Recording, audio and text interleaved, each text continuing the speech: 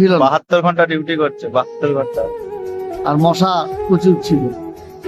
So guys, তাহলে ভাবো মানুষ তার পরিবারের জন্য কতটা কষ্ট করতে পারে। ঠিক আছে, 1 ঘন্টা না, 2 ঘন্টা নয়, 24 ঘন্টা নয়, 12 ঘন্টা নয়, পুরোপুরি 72 ঘন্টা ডিউটি করলো ওই লোক। ডিউটি শেষ করে দিয়ে আমরা বাড়ি বেরোচ্ছি। ঠিক আছে, এটা আমাদের কোম্পানি। কি হয়েছে? কি ব্যাপার? এই যে বাড়ি, কাজ আমাদের কমপ্লিট। হ্যাঁ, বাড়ি যাচ্ছে। কত মাল তোলা হলো বলে দাও। কত আজকে বেশি নয়, 50 টন হয়েছে। কিন্তু সারা রাত জাগতে হয়েছে। একদম। একটু ছোটখাটো মাল দেওয়া হয়েছে, কিন্তু সারা রাত। ঠান্ডা কম ছিল, তবে আরাম ছিল না। 72 ঘন্টা ডিউটি করছে, 72 ঘন্টা।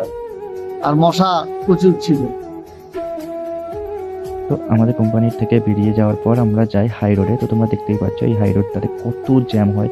জায়গাটার নাম হচ্ছে জঙ্গলপুর 1 নম্বর।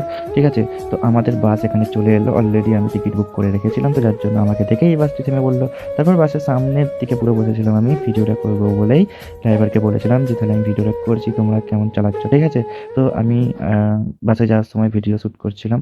ভিডিও শ্যুট করতে করতে আমরা ফাইনালি চলে এসেছিলাম বাগনানে। তো বাগনানের কাছাকাছি আসার পরেই আমার একটা মনে হলো কি আমার একটা সেলফি ভিডিও করে নিই। তো তখন ওই জন্য সেলফি ভিডিওটা স্টার্ট করে দিলাম। আর আমাকে খুব নিজেকে জানো পুরো ড্রাইভার ড্রাইভার ফিল হচ্ছিল। ঠিক আছে, দেখো কত লোক এখানে বসে আছে, কেউ দাঁড়িয়ে নেই। Special Kamalpur seat. আর আমাকে কেমন লাগছে অবশ্যই বলো বন্ধুরা। তো এই করতে করতে আমরা বাড়ি চলে এলাম ফাইনালি দুজনে। দেখা হচ্ছে পরের ভিডিওতে। টাটা, আজকের জন্য এটুকুই।